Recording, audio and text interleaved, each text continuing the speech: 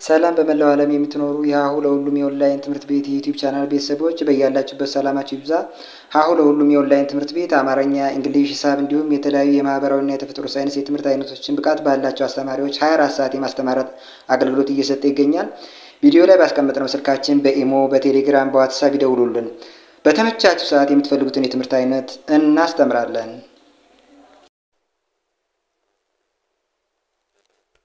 ሰላም እንዴት ናችሁ? የሀሁ ለሁሉም የኦንላይን ትምህርት ቤት የዩቲዩብ ቻናል ቤተሰቦች በዛሬው ዝግጅታችን በአንድ እግር ወይም ደግሞ አንድ መስመር ብቻ ወደታች የተዘረጋ መስመር ያላቸውን ፊደላት ይዘንላችሁ መጥተናል። እነዚህ ፊደላት በተመሳሳይ የሆነ ባህሪ ያላቸው ያም ማለት በቅርጽና በድምጽ እንግዲህ ይሄ ቅርጻቸውና ድምጻቸው እንዴት ተመሳሳይነት ባለው ሁኔታ ወይም ደግሞ አንዱን በያዛችሁበት መንገድ ሁሎቹንም እነዚህን ባለ አንድ እግር ፊደላት እንዴት አድርጋችሁ በቀላሉ እንደምትይዙ ቀላል ብልሃት አሳያችኋለሁ። እናንተ ቤተሰብ ያልሆናችሁ ልጆች ሳብስክራይብ እያደረጋችሁ ዩቲዩባችን ቤተሰብ ሁኑ። ማንኛውም ትምህርታዊ ቪዲዮ ስንለቅ እንዲደርሳችሁ ይሆናል ማለት ነው።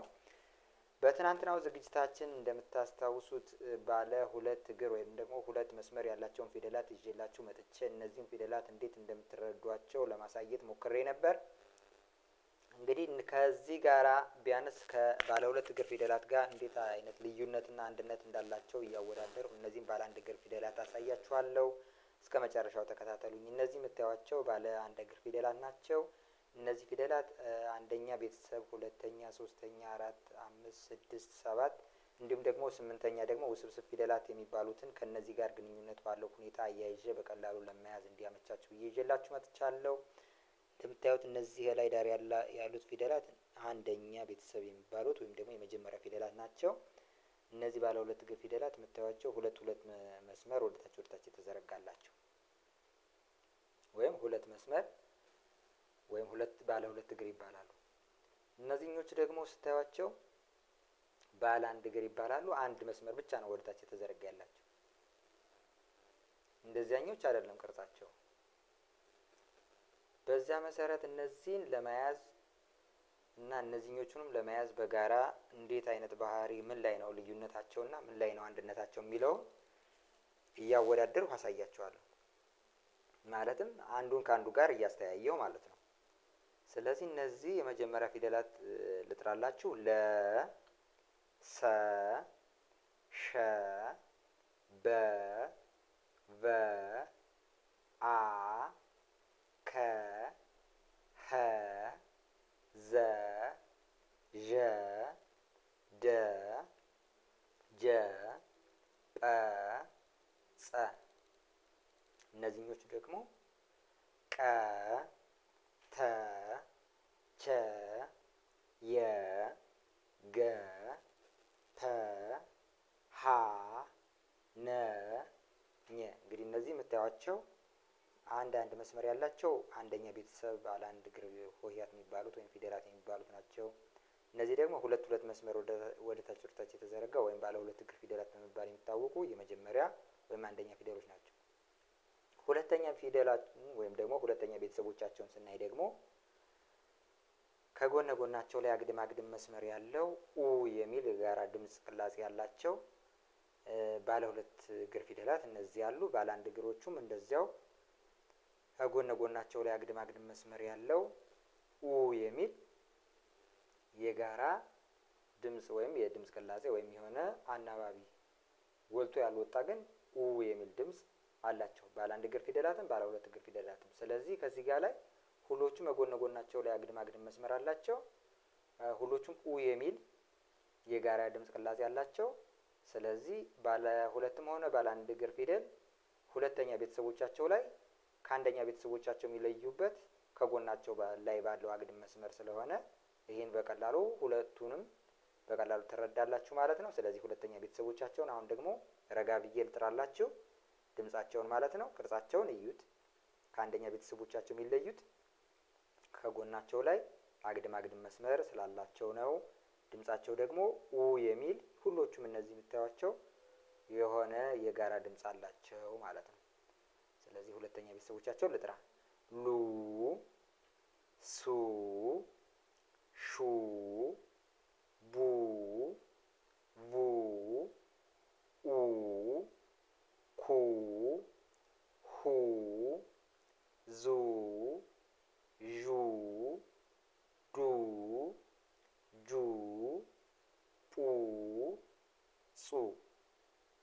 እነዚህ ባለ ሁለት እግር ፊደላት የሚባሉት ናቸው።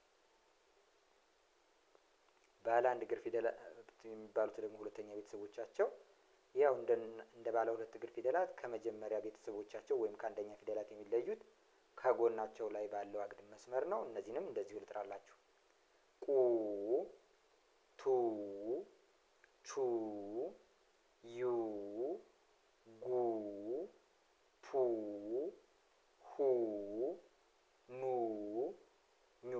እንግዲህ እንደሰማችሁት ባለ አንድ እግርም ባለ ሁለት እግር ፊደላትም ጋር ኡ የሚል ድምፅ ሰምታችኋል። ከዛ በተጨማሪ ቅርጻቸው ደግሞ ሁሎችም ከጎናቸው ላይ ወደ ቀኝ በኩል አግድም መስመር የተቀጠለው ቅጽል እንዳለው አይታችኋል። አሁን ወደ ሶስተኛ ቤተሰቦቻቸው እንሂድ። ሶስተኛ ቤተሰቦቻቸው ጋር ስንመጣ ደግሞ ከእግራቸው ላይ አግድም መስመር የሁሎችም ከእግራቸው ላይ አግድም መስመር አላቸው።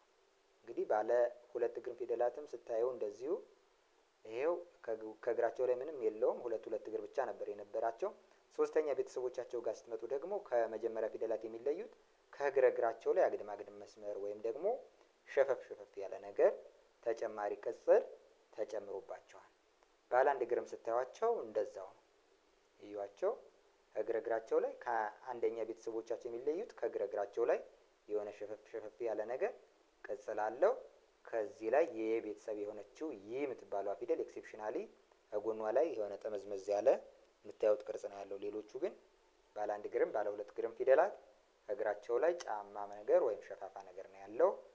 ከዛ በተጨማሪ ባለ አንድ እግርም ባለ ሁለት እግር ፊደላትም ሁለቱም ኢ የሚል አናባቢ ወይም ጎልቶ ያልወጣ ድምፅ ይጋራሉ። እሱን ደግሞ እየጠራው አብረን እናየዋለን። ስለዚህ እነዚህ ሶስተኛ ቤተሰቦች የሚባሉት ነው የፊደላት ሶስተኛ ቤተሰቦች ሊ፣ ሲ፣ ሺ፣ ቢ፣ ቪ፣ ኢ፣ ኪ፣ ሂ፣ ዚ፣ ዢ፣ ዲ፣ ጂ፣ ጲ፣ ጺ። ባለ አንድ እግር ፊደላት የሚባሉት ደግሞ እንደዚሁ እንደነገርኳችሁ ያው እግራቸው ሸፋፋ ነው።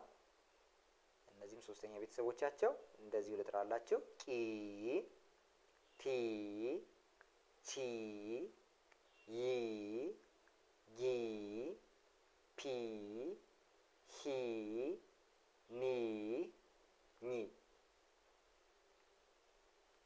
ስለዚህ የሰማችሁት ድምፅ የሁሎቹም የጋራ ኢ የሚል አናባቢ ነገር በጣም ጎልቶ ያልወጣ ግን የሁሎቹም ጋር የሚሰማ ድምፅ አለ። እሱ ያጋራቸዋል። እንደዚሁም ደግሞ ከጫማቸው ላይ ወይም ደግሞ እንደዚህ መጨረሻ ግርግራቸው ላይ በታች በኩል መጨረሻ ላይ ወደ ቀኝ ሸፈፍ ማለታቸውም እንደዚሁ ተመሳሳይ ባህሪ እንዲኖራቸው አድርጓቸዋል ማለት ነው። አራተኛ ቤተሰቦቻቸው ጋር ስንመጣ ባለ ሁለት እግርና ባለ አንድ እግር ፊደላት ይለያያሉ። በቅርጽ ድምጻቸው እንደዚሁ አይለያይም። አ የሚል ድምጽ ይጋራሉ። ግን በቅርጽ እነዚህኞቹ ባለ ሁለት እግር ፊደላት የሚባሉት አንደኛውን እግራቸውን በግራ በኩል ያለውን እግራቸውን በማሳጠር ነው የሚሰሩት። በግራ በኩል ያለውን እግራቸውን በማሳጠር ይሄው ለ አለ። አራተኛ ቤተሰቡ ጋር ሲመጣ ላ ሲሆን ወይም ላ የሚባለው ድምጽ ሲመጣ በግራ በኩል ያለውን እግሩ አጠረ ወይም አጠራ አለ እንደምታዩት። ይሄም እንደዚሁ በግራ በኩል ያለ እግሩ አጠረ። ሌሎችም ስታዩቸው በግራ በኩል ያለ እግራቸው አጠር እያለ የተሰሩ ናቸው ማለት ነው። ወደ አንደኛ ወይም ወደ አንድ እግር ወይም ደግሞ አንድ መስመር ብቻ ወደታች የተዘረጉ ፊደላትን ስናይ ደግሞ ወደ ግራ ያለውን እግራቸውን ያጣምማሉ እንጂ ያለ እግራቸውን አይቆርጡም። እነዚያ ሁለት ስላላቸው አንድ እግራቸውን ታጠረ ወይም ተቆረጠ። እነዚህ ግን አንድ እግር ነው ያላቸው፣ ያለ እግራቸው ወደ ግራ ይጣመማል። እዩዋቸው ሁሎቹንም የነና የኘ ቤተሰብ የሆኑት ግን ኤክሴፕሽናሊ እነዚህ ልክ እዚያ ጋር የቤተሰብ እንዳሳየኋቸው እዚህ ጋር ላይ ሁለተኛ ላይ ሶስተኛ ቤተሰብ ላይ የቤተሰብ ተመሳሳይ ላይ እንዳልኳችሁ የሃና የነና የኘ ቤተሰቦች ደግሞ ካናታቸው በምታዩት ቅርጽ ደፋ ያለ ነው። ሌሎቹ ባለ አንድ እግር ፊደላት ግን ወደ ግራ ቃ፣ ታ፣ ቻ፣ ያ፣ ጋ፣ ፓ፣ ሀ እነዚህ ስታዩዋቸው አራተኛ ቤተሰቦች ወደ ግራ ወደ ግራ በኩል እግራቸው ጠመም ያለ ነው። ናናኛ ግን አናታቸው ላይ ነው ዞር ዞር ያለው። እነዚህ ደግሞ ሙሉ በሙሉ በግራ በኩል ያለውን እግራቸውን ያሳጠሩት። ስለዚህ በቅርጽ አቀያየር ይለያያሉ ማለት ነው። ድምጻቸው ግን አ የሚል አናባቢ ወይም ጎልቶ ያልወጣ ድምጽ ይጋራሉ። እሱን እየጠራን እናንተ የምታዩት ይሆናል። አብራችሁ ጥሩ። ላ ሳ ሻ ባ ቫ አ ካ ሀ ዛ ዣ ዳ ጃ ጳ ጻ። እንግዲህ እንደሰማችሁት አ የሚል ድምጽ ይጋራል ማለት ነው። አራተኛ የፊደላት ቤተሰብ የሆኑት ይሄ ደግሞ ባለ አንድ እግር ናቸው። እነዚህ ምን ትላላችሁ? ቃ ታ ቻ ያ ጋ ፓ ሀ ና ኛ። እንግዲህ እነዚህ እንደሰማችሁት አ የሚል የአራተኛ ፊደላት የሆኑት ወይም አራተኛ ቤተሰቦቻቸው ጋር ስንመጣ አ የሚል ድምጽ ይጋራሉ። ባለ አንድ እግር ፊደላት የሆኑት ወደ ግራ እግራቸውን ያጣምማሉ። ባለ ሁለት እግር ፊደላት የሆኑት ደግሞ በግራ በኩል ያለው እግራቸው ያጥራል ማለት ነው። አምስተኛ ፊደላት ጋር ስንመጣ ወይም አምስተኛ የፊደላት ቤተሰቦቻቸው ጋር ስንመጣ በቀኝ በኩል ያለ እግራቸው ላይ ወይም በውጭ በኩል ቀለበት ነገር ወይም ዜሮ ነገር ይጨምራሉ። እነዚህ ባለ ሁለት እግር ፊደላት የሚባሉትም ወይም ሁለት መስመር ወደታች የተዘረጋ ያላቸውንም እዩዋቸው። በውጭ በቀኝ በኩል ሁሎችም ቀለበት አላቸው። ይሄ የጋራ ባህሪያቸው ነው ማለት ነው። ባለ አንድ እግር ፊደላትም ስንመጣ ካለው ከአንድ እግራቸው ላይ በውጭ በኩል ቀለበት ወይም ደግሞ ዜሮ ነገር ጨምረዋል። ስለዚህ የሁሎችም ምን አላቸው? የእግር ልዩነት ነው እንጂ ካለው እግራቸው ላይ እነዚህ ያላቸው፣ እነዚያ ደግሞ ከአንደኛው ከቀኝ እግራቸው ላይ ቀለበት አላቸው። ስለዚህ እነዚህም በቀለበት በመኖራቸው የጋራ ባህሪ ያላቸው ማለት ነው። ከዚህ ላይ ኤክሴፕሽናሊ የቤተሰብ የሚባለው ከጎኑ ላይ ነው ቀለበት የተጨመረው፣ እግሩ ላይ አይደለም። ይሄ ኤክሴፕሽናሊ ነው። ይሄን እዩት። እዚህ ጋር ሶስተኛ ፊደሉም እንደዚሁ ኤክሴፕሽናሊ ነው። ስለዚህ ወይም በልዩ ሁኔታ ማለት ነው፣ የተለየ የራሱ ባህሪ ባለው ሁኔታ ነው ቅርጹን የቀየረው። የተቀሩት ግን ስናያቸው ባለ ሁለት እግርም ባለ አንድ እግር ፊደላትም ከእግራቸው ላይ በውጭ በኩል በቀኝ በኩል ዜሮ ነው የጨመሩት። ከዛ በተጨማሪ ኤ የሚል ጎልቶ ያልወጣ ድምጽ ወይም አናባቢ ደግሞ ይጋራሉ ማለት ነው። እሱን እንደዚሁ እየጠራን አብረን እናንተም ድምጹን እያላችሁ ቼክ ታደርጋላችሁ ወይም ታረጋግጣላችሁ ማለት ነው። ይህ ድምጽ አለ የለም የሚለውን እናንተ ስትጠሩት ይገባችኋል የበለጠ። ስለዚህ አብራችሁ ጥሩ። ከኔ ጋር እንጥራ። ሌ ሴ ሼ ቤ ቤ ኤ ኬ ሄ ዜ ዤ ዴ ጄ ጴ ጼ። ከዛ ባለ አንድ እግር ደግሞ ቄ ቴ ቼ ዬ ጌ ፔ ሄ ኔ ኜ። አሁን እንደሰማችሁት ኤ የሚል ድምጽ አለው ጎልቶ ያልወጣ ግን አናባቢ ሆኖ ስር ላይ በጋራ ሁሎቹም ጋር የሚሰማ ድምጽ አለ። እሱ የጋራ ድምጽ የሚጋሩት ድምጽ ነው ማለት ነው ወይም አናባቢ። ከዛ በተጨማሪ ደግሞ አሁንም በድጋሚ ስነግራችሁ እዚህ ይህ ቀለበት አለ ወይም ክብ ከእግራቸው ላይ ያለው የጋራ ባህሪያቸው የሆነ የሚጋሩት ባህሪያቸው ነው ማለት ነው። ስድስተኛ ፊደላት ጋር ስንመጣ በቅርጽ ሁለቱም ጋር ስንመጣ በቅርጽ የሚጋሩት ወይም የጋራ የሆነ ባህሪ የላቸው። ሁሎቹም ጋር ስንመጣ የራሳቸው የሆነ ቅርጽ ነው ያላቸው ማለት ነው። ባለ አንድ እግር ፊደላትም እዩዋቸው፣ ምንም የሚጋሩት ነገር የለም። ስታዩዋቸው ሁሎችም በየራሳቸው ነው ቅርጻቸውን እየቀየሩ ያሉት። ምናልባት እዚህ ጋር ቅትቼ ከዚህ ከወገብ በላይ የሆነ ጥምዝምዝ ያለ ነገር አለው። ከዛ ሌሎቹ ንና ኝ ደግሞ ካናታቸው ላይ እንደዚህ ዘወር ዘወር ያለው ፕ እንደዚሁ ተመዝመዝ ያለ ነገር ብቻ ይሄን ነገር ዲቴል እየጻፋችሁ መለማመዱ ወሳኝ ይሆናል ማለት ነው። ይሄ ነው ወሳኝ የሚሆነው። ስለዚህ አንደኛ ፊደላትና እነዚህን ስድስተኛ ፊደላት በየራሳቸው ጽፋችሁ ትይዛላችሁ። ከዚህ ጋር ግን ያ ሲባል በቅርጽ ነው እንጂ ተያያዥነት ባለው ወይም የጋራ ባህሪ ያላቸው ሊባሉ የማይችሉት ድምጻቸው የሚል ድምጽ ይጋራሉ።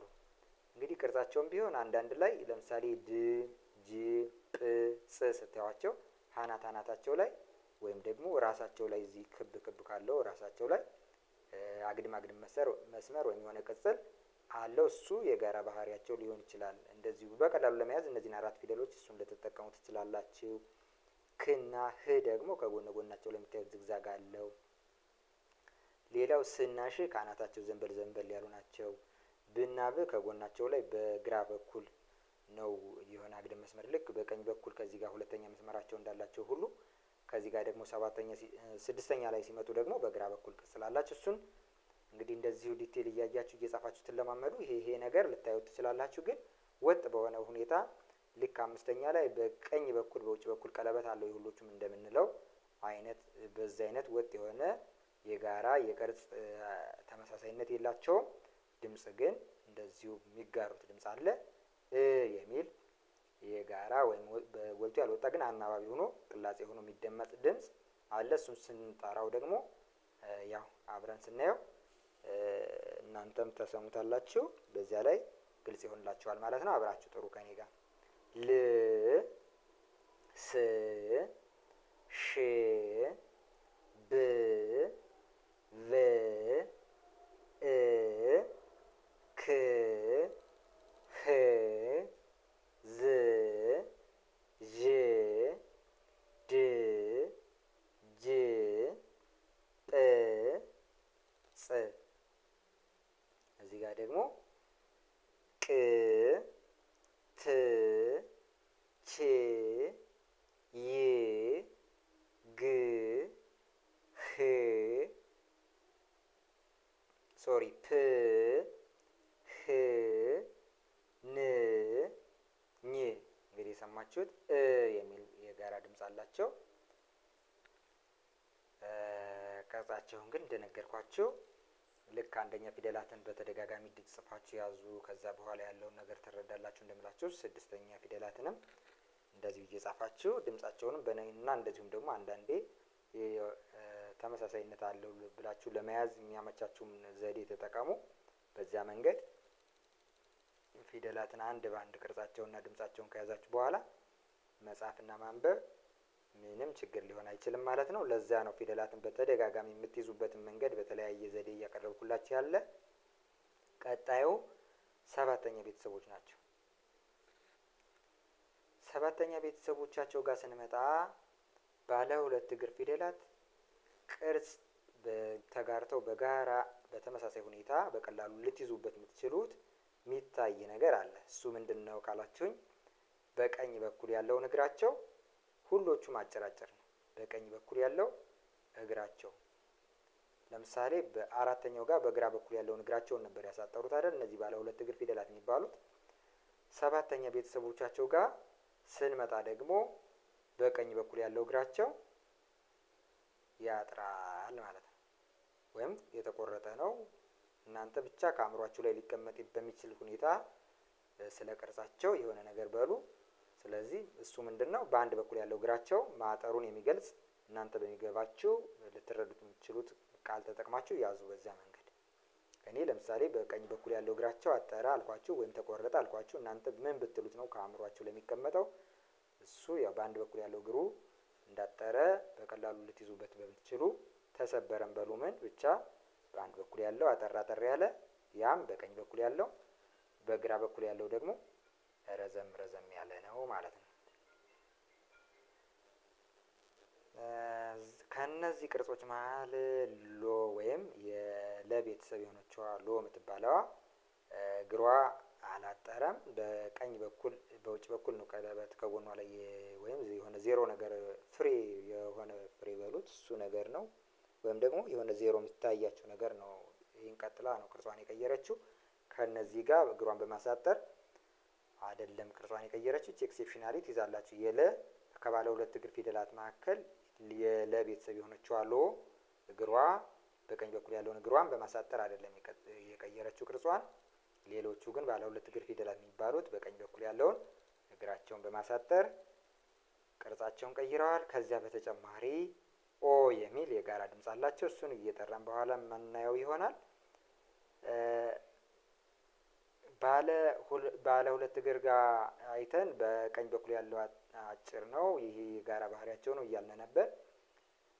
ባለ አንድ እግር ጋር ስንመጣ ግን እሱ የጋራ ነው የሚባል ባህሪ ይሄን ያህል ወጣ ብሎ በግልጽ የሚታይ ነገር የለውም። ግን በቀላሉ እናንተ ለመያዝ ወይም ለመረዳት የሚያመቻችሁ ነገር ምንድነው ካላችሁኝ ካናታቸው ላይ የሆነ 00 አለው። ብዙዎቹ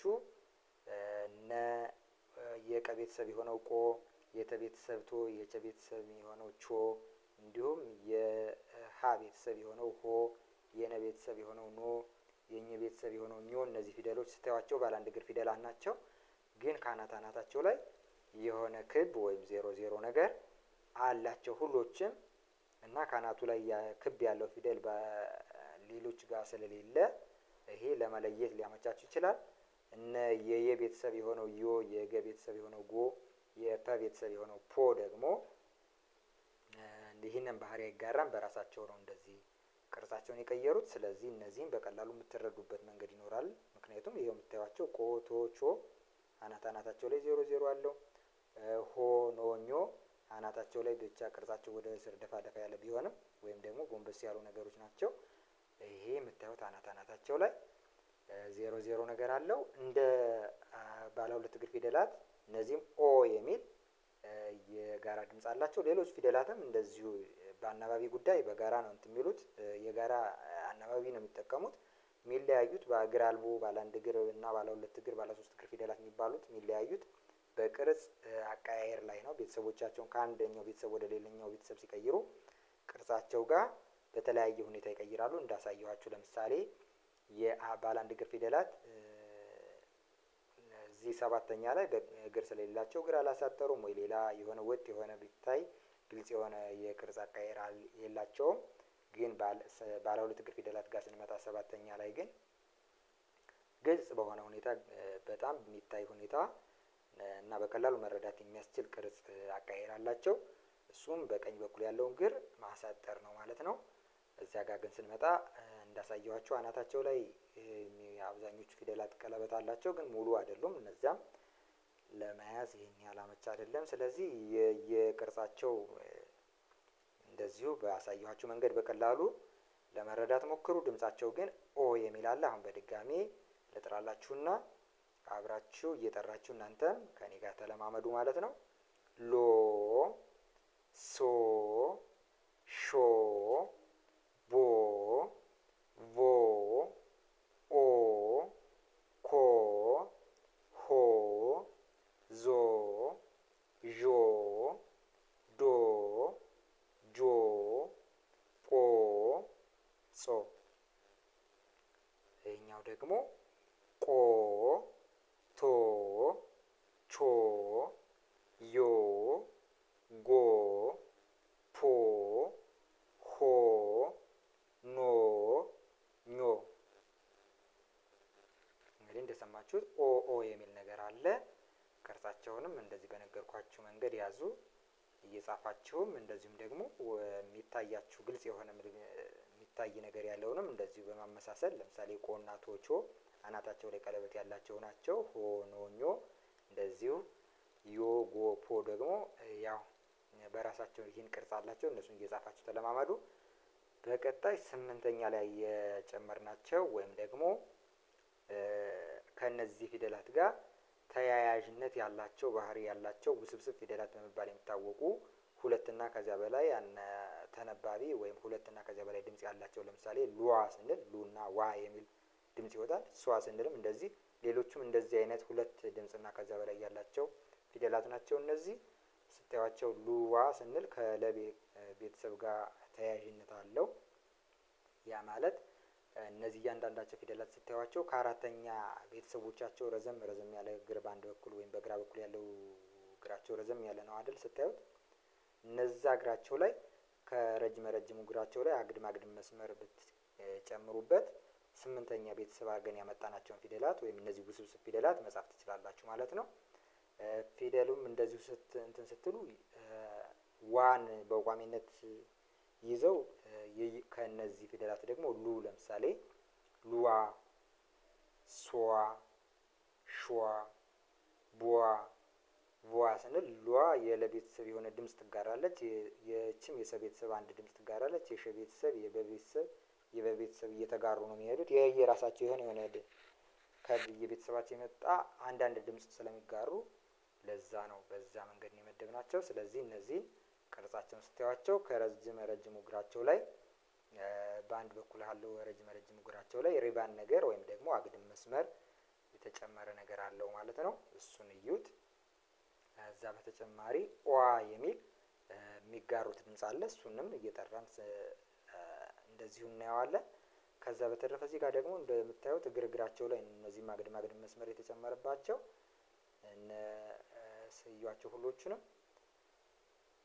ጓ የምትባለውን ፊደል ለየት ትላለች። እችን ኤክሴፕሽናሊ ያዟት በደንብ።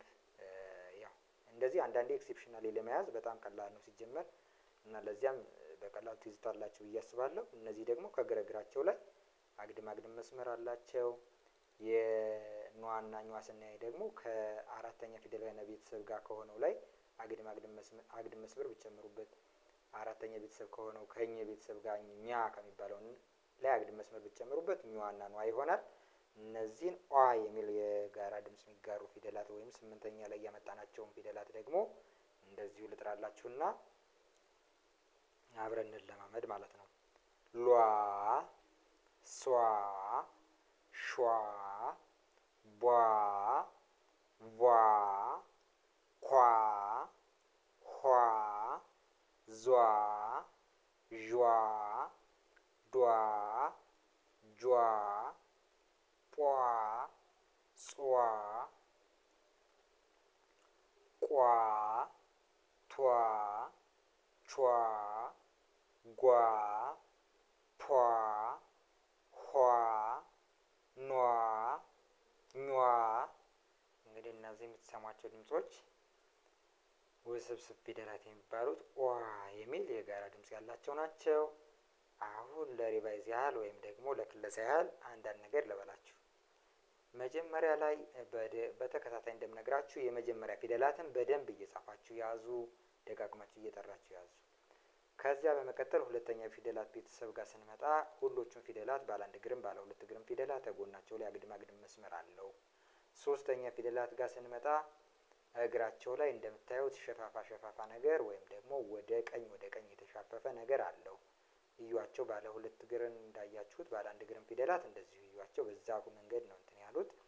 ከአራተኛ ቤተሰቦቻቸው ጋር ስንመጣ ባለ ሁለት እግር ፊደላት ወይም ባለ ሁለት መስመር ፊደላት የሚባሉት በግራ በኩል ያለው እግራቸው አጠር ያለ ወይም ደግሞ ከቀኝ እግራቸው ጋር እኩል ያልሆነ በግራ በኩል ያለው ያጠረ ነው። እሱን ያዙ። ባለ አንድ እግር ጋር ስንመጣ ደግሞ ወደ ግራ የተጣመመ ወይም ደግሞ ወደ አንድ በኩል እንደምታዩት ሸፈፍ ያሉ ናቸው። እነዚህ እና እኛንም እዩዋቸው። እነሱ ኤክሴፕሽናሊ ዋናታቸው ላይ ነው ወደ ቀኝ ዘንበል ያሉት። ሌሎቹ ግን ወደ ግራ ከእግራቸው ላይ ሸፈፍ ያሉ ናቸው። እነዚህ ባለ አንድ እግር ፊደላት እሱን ያዙ።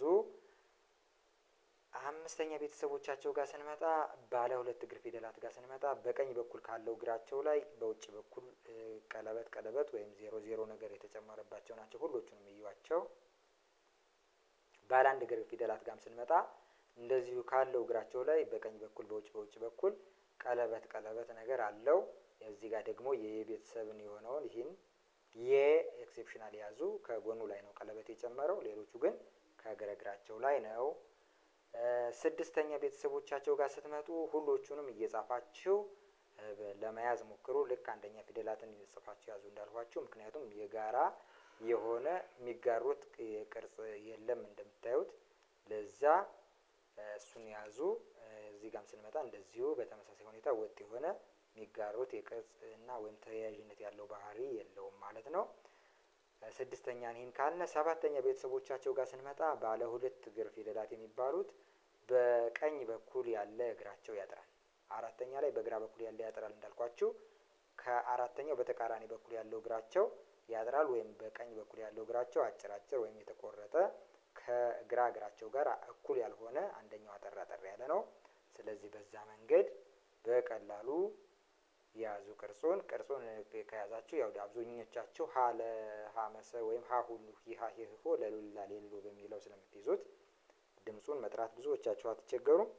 ከዛ ውጭ ደግሞ ይሄ ነገር እያስቸገራችሁ ያላችሁ ልጆች እንደዚህ እየጣራችሁ እየለፋችሁ ግን በቀላሉ መያዝ ያልቻላችሁ ልጆች ደግሞ በአጭር ጊዜ ውስጥ ከኛ ጋር መጣችሁ በቀላሉ ማንበብ መጻፍ እንድትችሉ እናደርጋለን። አማርኛ፣ እንግሊዘኛ፣ ሂሳብና ሌሎችን ትምህርቶች በ24 ሰዓት ተማሪዎቹ በሚመቻቸው ሰዓት እየተቀበልን እያስተማርን ስለሆነ እናንተ በሚመቻችሁ ሰዓት በማንኛውም ሰዓት ለመማር እንዲያመቻችሁ እዚህ ጋር ላይ የሀሁ ለሁሉም የኦንላይን ትምህርት ቤት ስልክ አለ። እሱም በኢሞ፣ በዋትስአፕ፣ በቴሌግራም እናንተ በሚመቻችሁ እና በምትጠቀሙበት ሶሻል ሚዲያ ቴክስት ብትጽፉልን፣ ቮይስ ብታስቀምጡልን፣ ከቻላችሁ ብትደውሉልን በማንኛውም ሰዓት አመቻችተን እናንተ እንድትማሩ እናደርጋለን።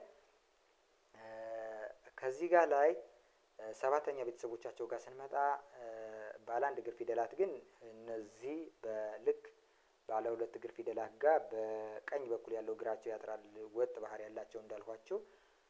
ባለ አንድ እግር ፊደላት ጋር ስንመጣ ግን እሱ ባህሪ ይሄን ያህል ጎላ ብሎ አይታይም። ግን የሚታየው ጋር እዚህ ጋር ላይ የሚታየው ለምሳሌ ካናታናታቸው ላይ ብዙዎቹ ፊደላት ቀለበት ወይም 00 ነገር አለው። እሱን ያዙ። ለምሳሌ ነቆ፣ ቶ፣ ቾ እዚህ ጋር ሆ፣ ኖ፣ ኞ የምታዩት አናታናታቸው ላይ 0 ነገር አለው። እነ ዮ፣ ጎ እና ፖ ደግሞ እንደዚሁ የራሳቸውን ቅርጽ ይዘዋል። እሱን ያዙ። ስምንተኛ ፊደላት አድርገን ይዘናቸው የመጣን ውስብስብ ፊደላት ደግሞ ከግረግራቸው ላይ አግድም መስመር አለው የሁሎችም። ስለዚህ እግር ላይ እንደዚህ አግድም መስመር ያለው ፊደል ካያችሁ ይሄ ፊደል ውስብስብ ፊደል ነው ብላችሁ ትረዱታላችሁ ማለት ነው። ስለዚህ በዚህ በቀላሉ ይሄን ያህል ሂንት ካላችሁ ደግሞ በደንብ ካድርጋችሁ እየደጋገማችሁ ድምጻቸውን እና ቅርጻቸውን እየደጋገማችሁ ካጠናችሁ በቀላሉ ፊደላትን ትይዛላችሁ ማለት ነው። የፊደላትን ቅርጽና ድምጽ ከያዛችሁ ደግሞ ማንኛውንም ጽሁፍ በአማርኛ የተጻፈ መጽሐፍ ይሁን ድርሰት ይሁን ምንም አይነት መጽሐፍ ማንበብ ትችላላችሁ ማለት ነው። ይህንን ለማድረግ ግን በዋናነት ባጭሩ ግልጽ በሆነ እና እንደዚሁ ደግሞ በማያደክም ሁኔታ ለመረዳት እና ትምህርት ለመማር ከኛ ጋር ብትመጡ የበለጠ ተጠቃሚ ትሆናላችሁ። በተረፈ በሌላ ዝግጅት እስከምንገናኝ ሰላም።